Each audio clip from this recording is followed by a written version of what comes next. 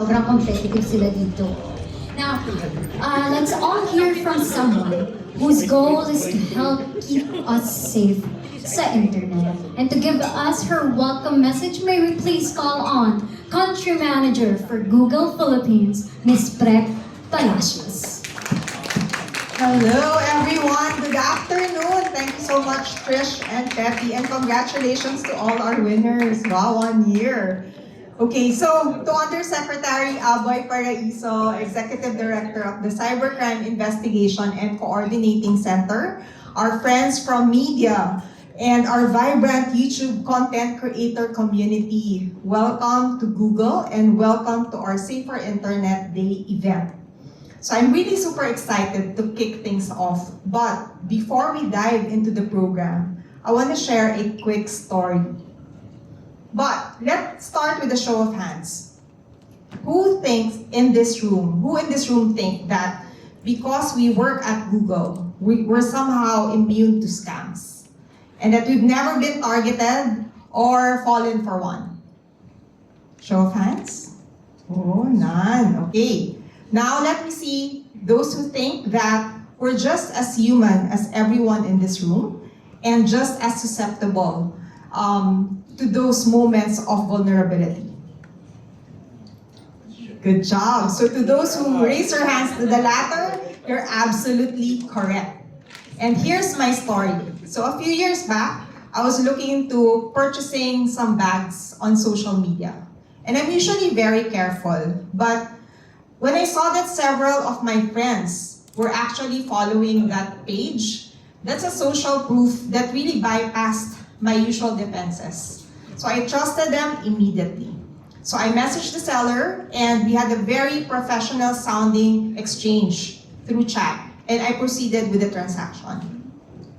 So the moment I hit the send button on my payment, boom, the account vanished, all the messages disappeared, and I was ghosted in an instant.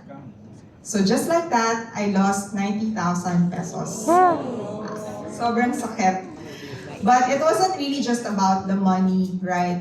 It was the realization of how easily I got manipulated.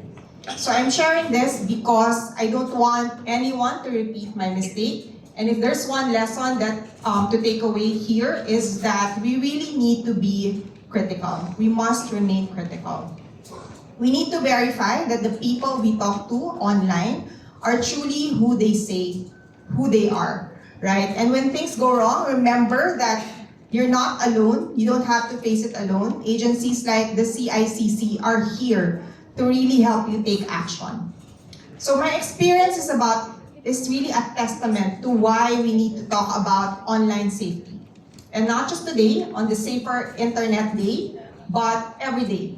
We need to make this conversation sustainable. So we need to sustain this conversation, and we have the responsibility to really share the tools and foundations to protect ourselves and our loved ones. Remember that information is power, and the right knowledge can really help save a friend, a loved one, and even an entire community. So beyond awareness, we really need to make sure that we equip ourselves with the right technology. So today, you'll learn about the specific Google tools that is designed to keep you safe, especially as we navigate the age of AI. So at Google, we really believe that safety must be built in by default. It should be designed with respect for your privacy and created to empower you with control. So these tools are in your hands right now to ensure that your data stays secure at all times. Right, Trish? However, Google cannot solve the challenge of online safety alone. It really takes a village. So the government, civil society, parents, netizens, and the tech industry at large, we should all work in unison to help solve this challenge. So, together, let's build a safer internet world, at lagi nating tandaan, sa internet, ingat. Maraming salamat. Yes, thank you so much, Prep. That was a very, very big reminder that all of us are human. All of us are susceptible. And dapat sa internet, lagi tayong nag-iingat. Tama. And now, to enlighten us on the need for cybersecurity awareness and its current state here in the Philippines, we'd like to call on someone who is working tirelessly to protect Filipinos from cybercrime. Ladies and gentlemen, let's all give a round of applause for the Executive Director of the Cybercrime Investigation and Coordinating Center, Yusek Aboy Paraiso.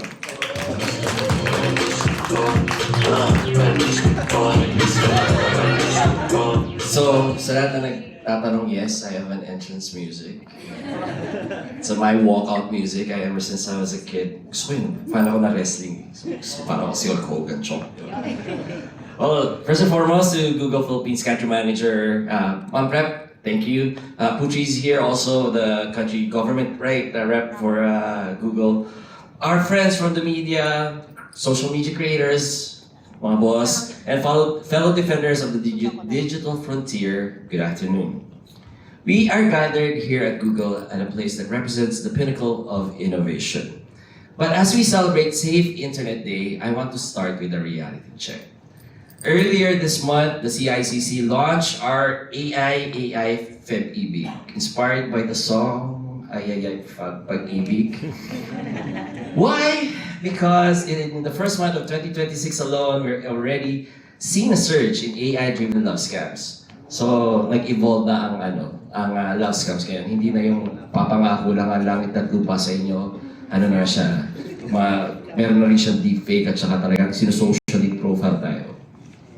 Scammers aren't just using masks anymore. They're using sophisticated algorithms to mimic human emotion, building fake relationships for weeks just to drain a victim's life savings and the frequent emotional damage that comes with it.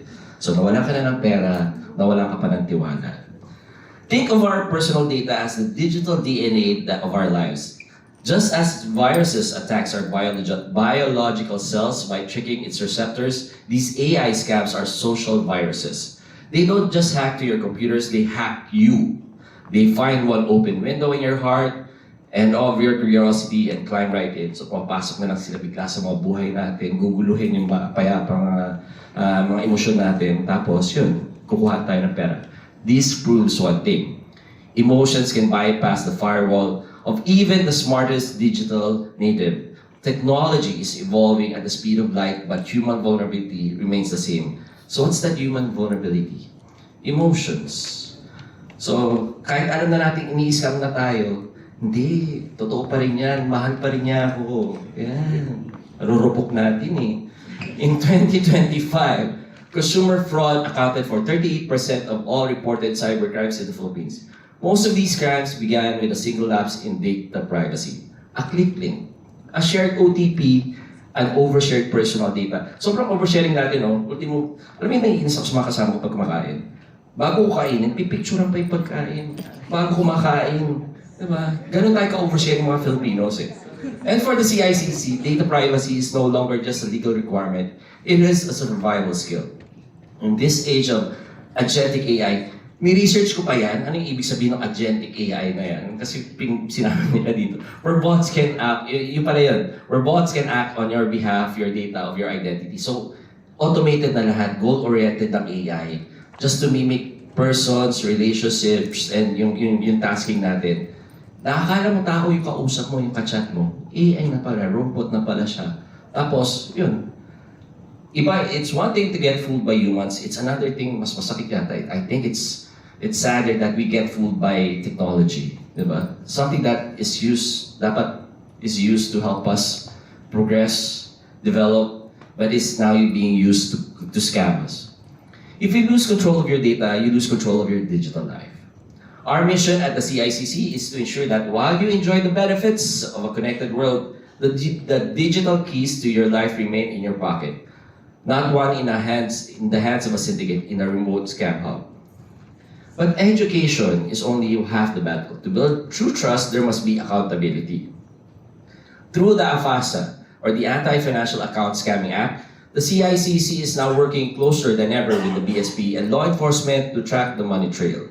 We are sharpening our tools to detect AI-generated deepfakes, fraudulent platforms before they reach your feeds. We are also expanding our scam-safe initiatives. We want to make the Philippines the most hostile environment for cybercriminals in Asia. probably the world. Whether it's an illegal online gambling site or a crypto romance scam, our message is clear. We are watching and we are catching up. However, the government cannot do this alone. Cyberspace has no borders and the CICC cannot be everywhere at once. I want to ask everyone here in this room, how many of you have received a suspicious text that is too good to be true in the last 24 hours? Raise your hands. Sige, last week, buong week. Lahat na tayo, okay. Ako rin. Kahit ako, hindi ako yung Chong. Look around you. That is the scale of the battlefield. Every hand raised represents a digital landmine waiting to be stepped on. This is where our partnerships with Google and the private sector becomes critical. When Google uses its AI to flag malicious ads, and when creators use their platforms to teach the internet, sa Internet Ingat Tips, you are helping us build a national firewall of trust. So, hopefully this partnership with Google continues and extends to all its platforms, and Puchi here, like for YouTube. And we're really relying on you guys na, I know you have different contents, you have different audiences, but once in a while, let's educate them on safer use of the internet and how they can be victimized and how to avoid being victimized. Public-private collaboration isn't just a buzzword. It is our strongest defense.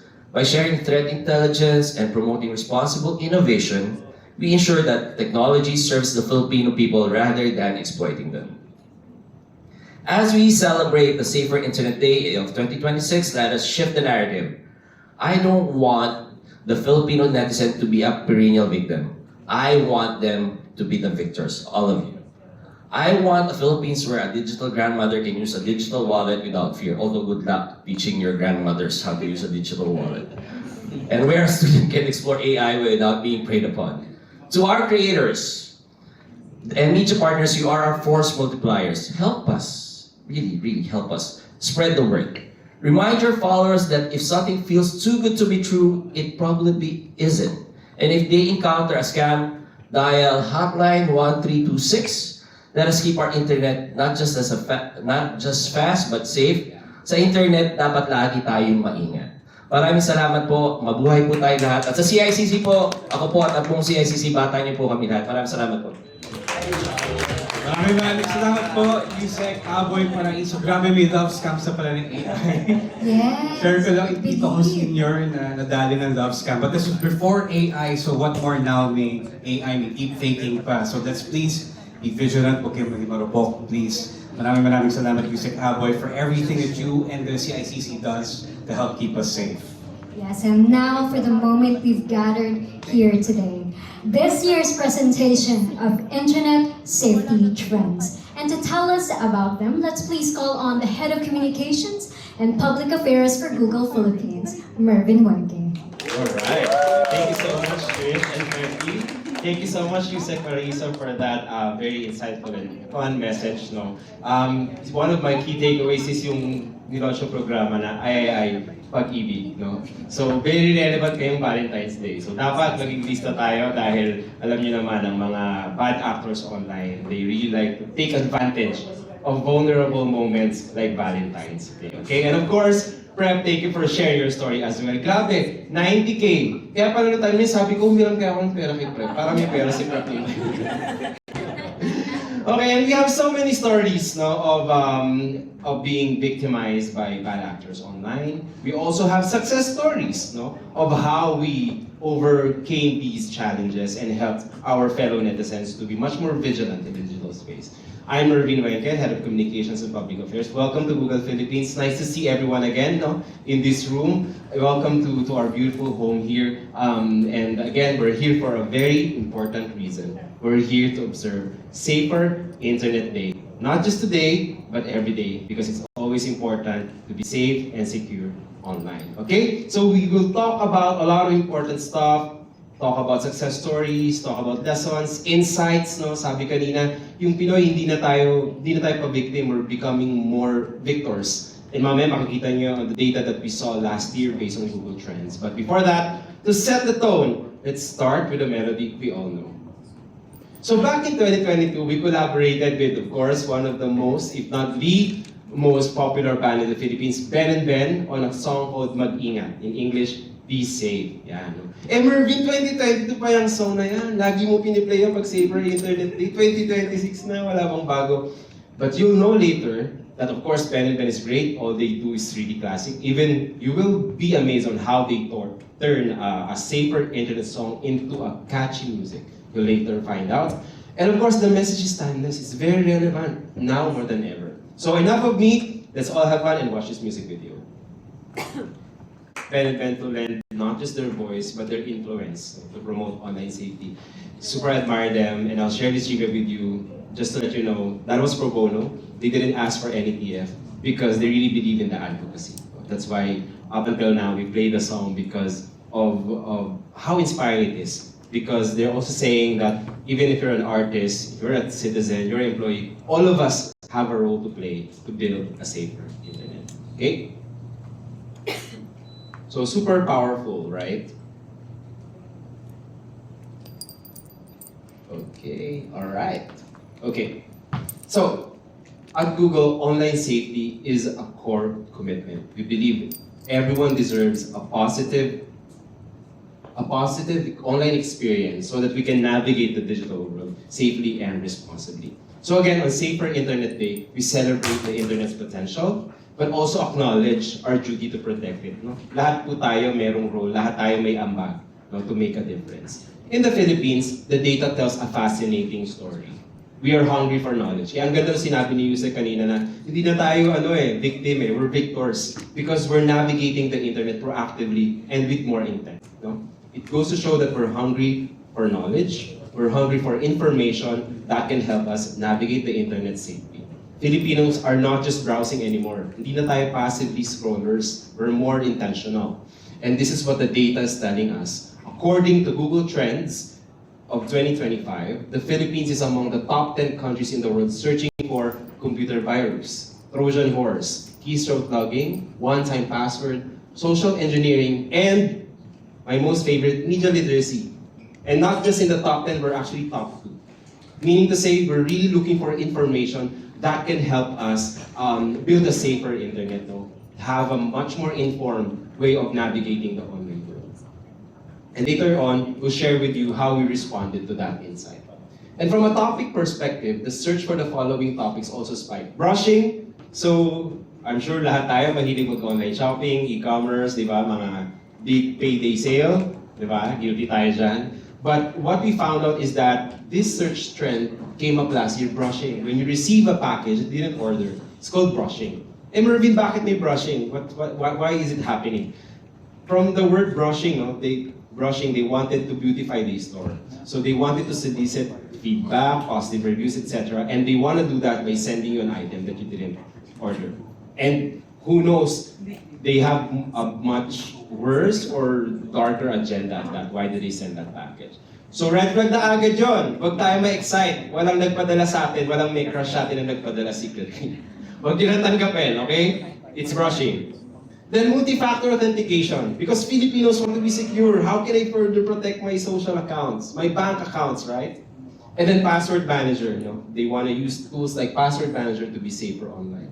And of course, SPIME as another way that we saw on how people are protecting their emails as well.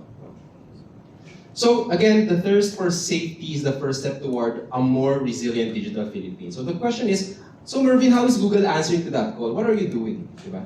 So it starts with our foundation. At Google, online safety is so important to us because we believe all of us deserve a positive online experience. And we do this, we give you that experience through a multifaceted approach. We tackle it via our programs and partnerships, I'll talk about that later, and our products, services, and insights. First, we deeply invest in local programs and partnerships, focusing on initiatives like digital literacy, diba? Fighting misinformation, important yan, and protecting our privacy. Furthermore, we believe that safety is built into our products. It's not by the way. Safety is native to our products and features. We also use technology like AI to protect all of you guys at scale and keep billions of people safer online. So these two pillars, programs and products, work together Diba? We believe that dapat hindi lang secure yung product namin, dapat meron din tayong partnership. Especially if you want to go to communities, if you want to reach more Filipinos, we have to go local. We have to reach them in their own local language. So we have to work together holistically to educate and to lead more Filipinos towards internet safety. Let's start first with our product. I want to spend some time to tell you our principles so that you'll understand later how we design our products by safety. Our commitment to your safety rests on our 3 core principles. Secure by default, private by design, you're in control. Okay? First, secure by default. This means security is built into our products. Built in. It's natively there. We don't do it by the way. It's at the core of all our products. You're protected without having to configure complex settings. Gusto namin madali sa inyo. Pag-download nyo or paggamit nyo ng products namin, search man yan, Gmail man yan, YouTube man yan, we can assure you that it's safe and secure by default. You don't have to turn it on just so it will be secure online. Okay? Second, private by design. We prioritize your privacy, di ba? Mamaya malalaman nyo yung ginawa namin with Isaw. Hashtag walang personalan. Because we believe that your personal data is yours. Kayo ang masusunod what you give to platforms and how you want your data to be used. And finally, you're in control. Again, you are in the driver's seat. Kayo po ang masusunod. Kayo ang boss namin. We give you the tools and information you need to manage your privacy and your security settings. Kayo po ang masusunod. Kaya nga siya mobile phone, laptops, or all the devices you have, they are all personal. Sa inyo po yan, kaya kayo po ang masusunod. Now, let's see how these principles are applied in some of our products today. Yan. Unahin na natin si Circle to Search and Google Lens to spot scam messages. Every year kami nagsa-Safer Internet Day. Actually, 7 years na since 2020. And baka minsan nagsasabi ko, Mervin, yun ang pinapakita mo yung how Gmail is secure, how Chrome is secure. Okay, we're giving you something new. This is one of our newest updates recently. How to use Circle to Search and Google Lens to spot scam messages. Ayan, lalo ngayon mag-Valentine's, di ba? Pag binag-send ng message, as may I love you kagad, gamitin nyo na kagad to para malaman nyo. Okay?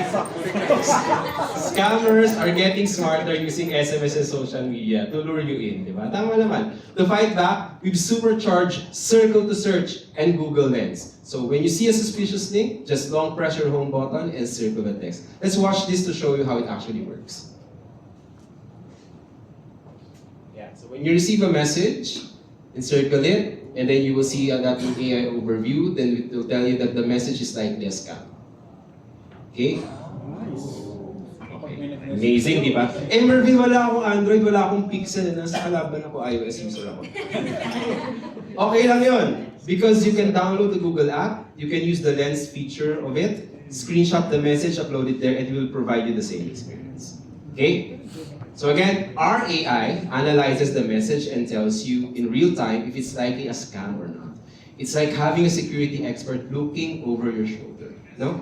And I'm happy to share with you that we don't do this, not just in our messages, but across our ecosystem. Let's talk about Android now. Okay. So one of our updates last year is the Google Play Protect launch. No? And I hope you were there when we launched this feature. The reason why I'm including this slide is that I wanted to let you know that the momentum is still there. It continues to safeguard millions of Filipinos from high-risk install attempts. So what these do is that it automatically detects potential scam apps and then it blocks it for you. So very useful because until now, financial scams remains to be one of the top scams or threats in the country. But what happens if your phone is physically taken? Paano naman, Mervin, pag yung Android phone ko naman yung nanakaw? So ito, may exciting kayo sa next update that I'm about to share. Okay? So let's talk about the new Android theft protection feature. It's now smarter and stronger. Phone theft is not just about the hardware. Pag nawawala yung phone natin, grabe tayo magpanic because it's not the phone itself. Yung information, yung photos, yung bank, di ba? Bank accounts and banking apps that we have there. So sobrang importante to protect our devices. That's why we introduced Android Theft Protection. We use AI so that your phone can actually sense if an attempt or if a stealing is already happening by your side or if someone behind you is trying to get your phone. So Android can detect that. So even a thief cracks your screen lock, what it'll do is that our new identity check adds extra biometric layers so that they won't get into your bank apps. Okay? So again, this is just some of the newest features that we have on our ecosystem and products to keep you safe. But of course, we go beyond protecting your devices. We're also focused on protecting some of the most vulnerable communities here in the Philippines, kids and families. Now let's talk about the initiatives that we have in this space. Okay? So in the age of AI, seeing is no longer believing. We have to be extra critical and extra careful in what we see. Okay? That's why we've watermarked over 10 billion, again, 10 billion AI-generated items using our technology, Synth ID, so that you can tell if it's created with AI or not. That's our commitment to you from a transparency perspective. We're also proud that our technology, like Pixel 10, is the first phone ever to use the C2PA standard. Mervin, ano yung ibig sabihin ng C2PA? You're talking jargons here. C2PA stands for Coalition for Content Provenance and Authenticity. They are the key voice and authority in this space. So what does this do is that we tag photos with digital credentials so you know exactly what's real and what's generated with AI. Okay? So safety tools are great, but we believe parents need the steering wheel to have a healthy digital lifestyle at home. Okay? And I also have to talk about Backstory. Backstory is our experimental AI that also, from the word itself, Backstory, it tells the users the background of the image, if it's created with AI, and if and when it's already used online. So this is the purpose of that experiment. Okay, now, I mentioned kids and family. Let's talk about Family Link. Family Link is our flagship product feature that empowers parents to have a healthy relationship with technology at home.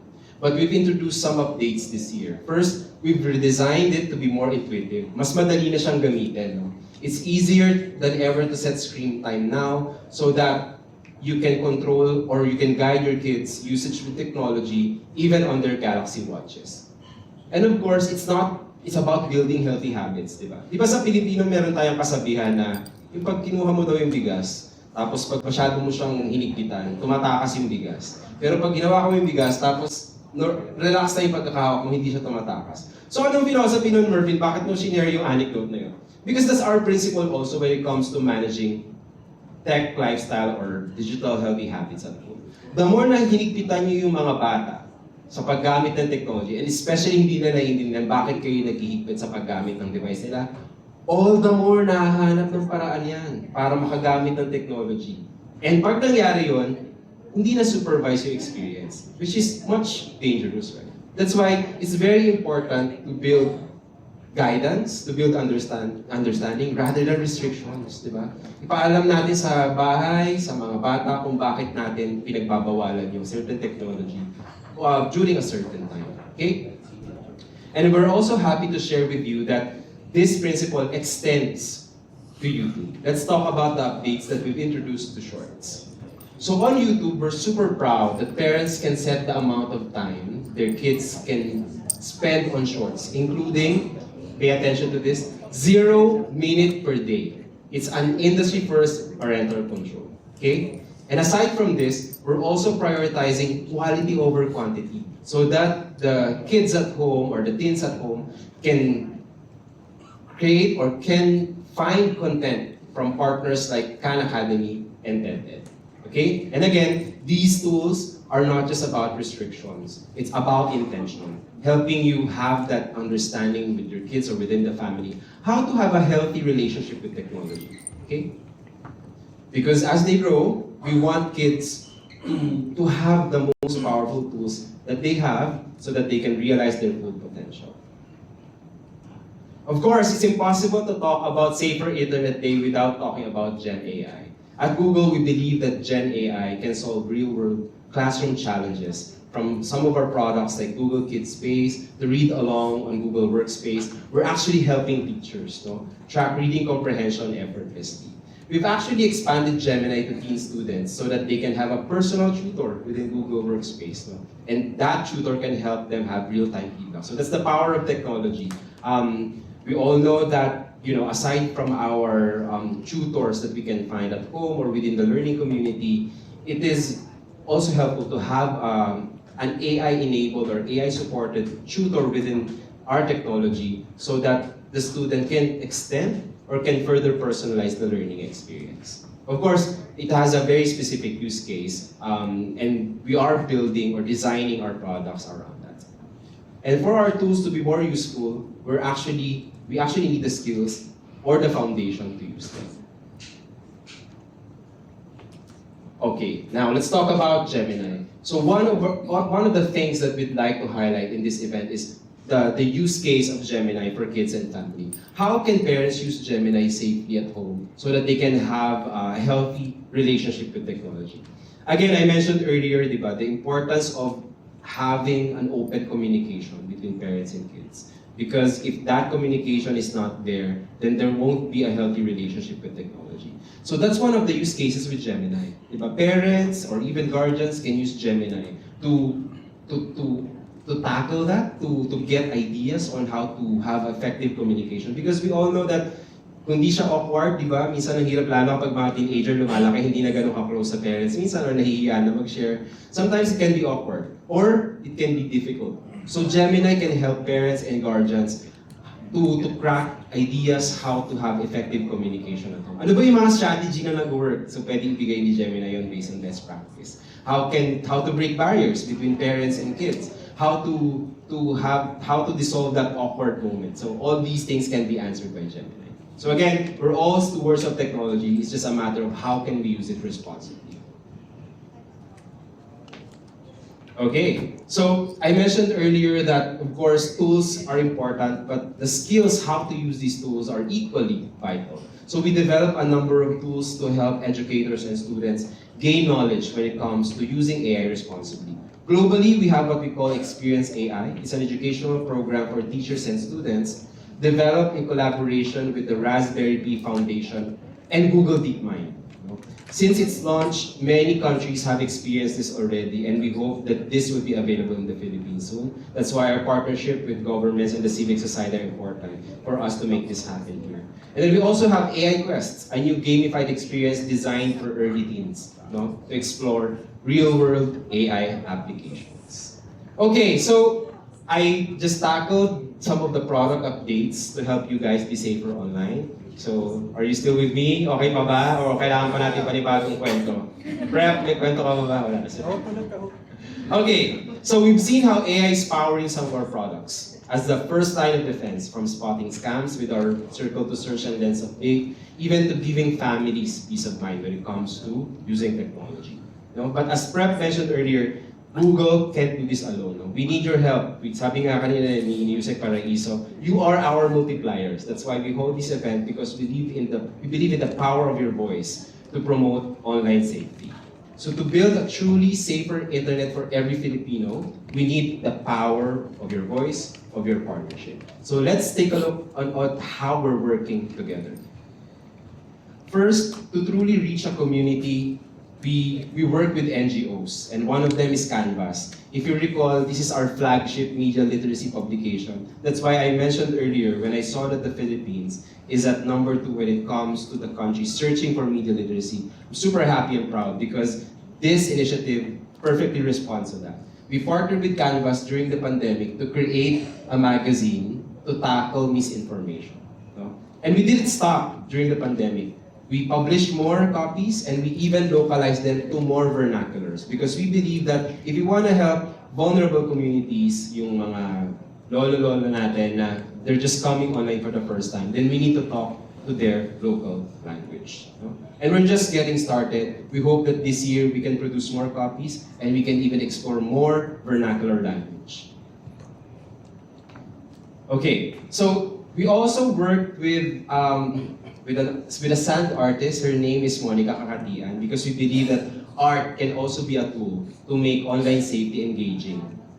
So we teamed up with Monica she's a finalist of the Pilipinas Got Talent or Talentadong Pinoy. So we talked to her and asked her, hey Monica, can we partner with you? Can you create a sand art to promote online safety in the Philippines? So this was one of our successful initiatives, and I'd like to take this initiative to thank you, everyone in this room, because you help us amplify this. It's because of your storytelling that we reached so many people who needed to hear about online safety. And again, we use the power of art so that that message can stick. Okay, I'm down to my last couple of slides here. So the partnership with Monica was 2 years ago, and last year, we partnered with no less Coach Laika, di ba? To talk about, to bust some of the biggest myths around online safety. And Coach is here. Coach, thank you again for this partnership. So like Ben and Ben, Coach Laika was so kind to lend her voice and influence to create something like this because the advocacy is so important. So sabi niya, sige Mervin, gawin natin to kasi mahalaga to. So one of our colleagues from Singapore, his name is Norman, he leads our trust and safety for the region. He flew in here and they did some fun content. Super fun ito kasi si Norman magtatagalog, tapos nakakatawa siya magtagalog. Okay, so super exciting. So as you can see, we believe in this strategy, we believe in working closely with media and creators to amplify this message. And we want to do more. So let us know how we can sustain the momentum because we want to work with you on how we can bring internet safety to more Filipinos. Because again, we believe that you're the heart of the internet. The media and creators, you are the heart of the internet. It beats because of you. Okay? Alright, so, syempre, we invited you here because we wanted to share something special. So if our partnership with Coach was last year, siguro tatanong, so Mervin, anong pakulo mo this year? So, okay, so another content creator who's so kind enough to lend her voice and talent with us is here with us today. Her name is Isa. She's one of my most favorite comedians. Ayan. Okay. So mamaya, we created the shorts content that will be uploaded to social media to help raise awareness of this important advocacy. So, I don't want to preempt it, pero baka magtaka kayo bakit may flowers siya, bakit siya naghahanap namimigay ng flowers all over the city. So, date ba yun? Or tingnan natin kung anong gusto hinahanap niya sa buhay. So, without any further ado, I hope that you'll enjoy it and I hope that you'll appreciate what we're trying to do to bring internet safety to more Filipinos. Let's watch this.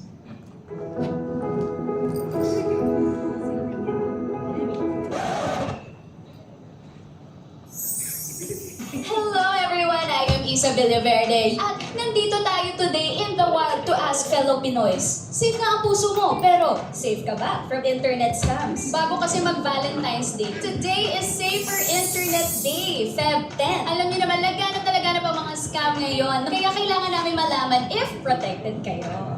Paano ka nag-iingat mula sa online scams? By not clicking any links po from unknown websites and messages. Hindi kasi ako basta-basta nasisend ng mga basta-basta lang na walang proof of transaction. Gumawa po ako ng bagong password. Chine-check ko yung content ng message or email, may mga humihingi ng details, like yung mga OTP po. Nagka-experience ka na ba or may kakilala ka bang naka-experience before ng scam? Ganun. Wala pa naman for now. Kasi mga sigurista mga tao sa amin. Ay, ganun dapat! One time, nag-deliver sa bahay na namin in-order. Ayaw umalis ng rider. Nangyayari pala yun! Pero paano mo siya nalisutan? Na-off ako kasi parang wala akong account sa site na yun, kaya di ko tinuloy yung pag-grab. May advice ka ba sa mga kailangan maprotektahan ang sarili online? Huwag basta-basta magpo-post. Be vigilant lang talaga, especially sa mga nag-message or yung mga big brands na nagsisend ng links. And there you have it! Not only did we find out kung ano ang kaalaman ng mga tao tungkol sa cybersecurity at online scams, nakatulong din tayo para protektahan ang ating fellow Filipinos on the internet. Once again, I am Isa Villaverde, and on behalf of Google Philippines, laging tatandaan, walang personalan. Keep your personal information to yourself. And have a safer internet day! Ayan. Let's give it up for Isa. Isa, can you please stand up? Ayan. Thank you, Isa. Ayan. Super, my favorite comedian, pag may show siya, panood ko, super tatawa talaga. Ayan. So actually, when we did this content, we had so much fun and we actually learned something. No? Ang key takeaway namin is that Filipinos are moving from being victimized to being more empowered online. Nakita nyo naman, di ba, they had a lot of tips, they had a lot of stories. So And we hope to continue that momentum. We hope that more and more Filipinos can be safer online and can be agents of online safety, wherein they will post not just their food, sabi nga ni Yusek, hindi lang mga pagkain, kundi helpful tips on how friends and families can be safe and secure in the digital world. Okay? Alright, so ayan, tapos na, last time ko na, it's been my absolute privilege to be on this stage to celebrate Safer Internet Day with you. It's kita nyo naman, it's a passion that's so close to my heart. I'm deeply passionate about this advocacy, and I hope that we can do more, we can work closely together. Thank you again to our partners from the media, content creator community, from the government. Yusek Paraisa, thank you for being here. And yeah, because we believe that together, with all our forces and voices together, we can build a safer digital Philippines. So once again, thank you so much, and always remember, sa internet, Yeah. Thank you guys. Thank you so